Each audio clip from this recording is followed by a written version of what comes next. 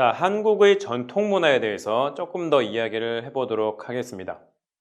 자, 이처럼 풍부하고 다양한 전통 문화를 보유하고 있는 한국은 그럼 어떻게 문화 외교를 발전시킬 수 있었고 또 발전시키고 있을까요?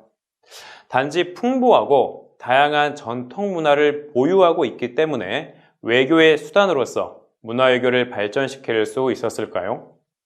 우리는 이미 많은 나라들이 다양한 방식으로 문화 외교를 수행하고 있음을 잘 알고 있습니다. 문화 외교와 관련한 법령을 만든다거나 구체적인 정책을 수립하는 등 제도적인 차원의 노력을 하기도 하고요.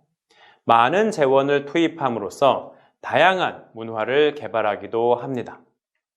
그럼 한국의 문화 외교에 대해 보다 구체적으로 살펴보도록 할까요? 자, 한국은 1945년 8월 15일 36년간 지속되었던 일본의 강압적인 식민 지배로부터 해방되었습니다. 여러분들께서도 잘 아시다시피 한국은 이 36년의 시간 동안 일본의 지배 아래에 있으면서 여러 가지 측면에서 많은 고통을 받았습니다. 특히 일본은 한국을 무단 통치했던 이 36년 동안 한국과 일본이 하나라고 주장하며 한국의 민족 문화를 말살하고자 하였습니다. 일본은 이를 내선일체, 즉 일본과 조선은 하나다라는 이론으로 포장하였지만 이는 결국 한민족의 저항을 초기부터 말살 그리고 차단하려는 철저한 민족 말살 정책이었습니다. 예를 들면 일본은 조선의 학교에서 일본어와 일본 역사를 가르치면서 조선의 역사에 대해 배울 수 없도록 하였고요.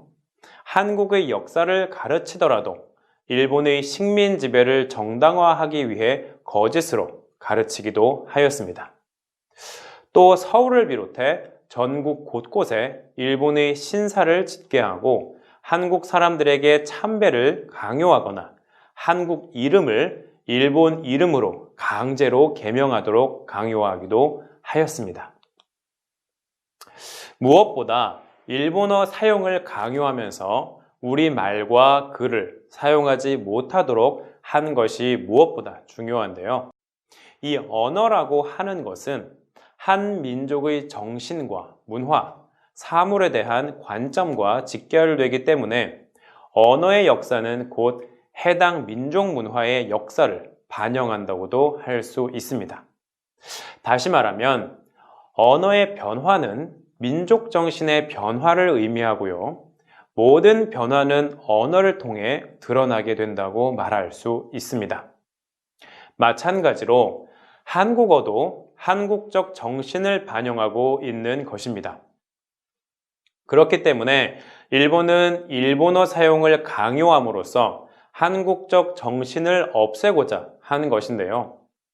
지금은 많이 사라졌지만 실제로 당시 일본의 강압적인 일본어 사용 정책의 영향으로 현재 한국어에는 일본식 단어가 일부나마 아무렇지 않게 사용되고 있습니다.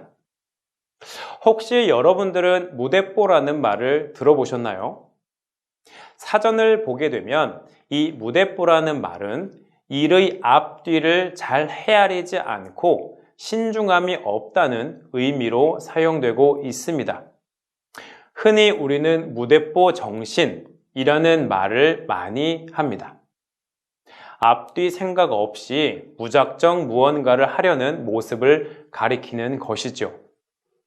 그런데 여기에서 대뽀라는 말은 과거 사용되던 조총의 일본어 발음입니다.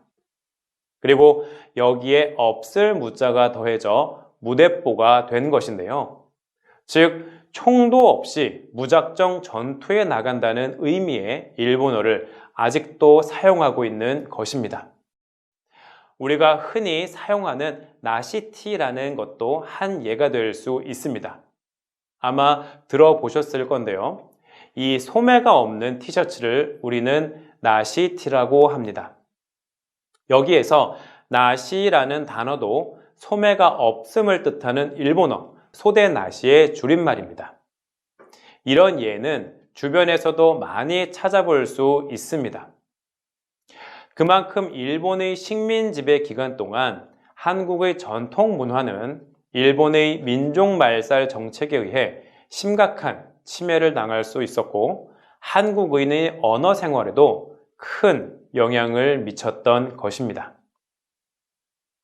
그럼에도 불구하고 지금의 한국이 문화 강국으로 성장할 수 있었던 것은 이와 같은 강압적인 일본의 식민 지배 가운데서도 한국의 전통 문화를 보존하기 위해 많은 사람들이 희생했기 때문입니다.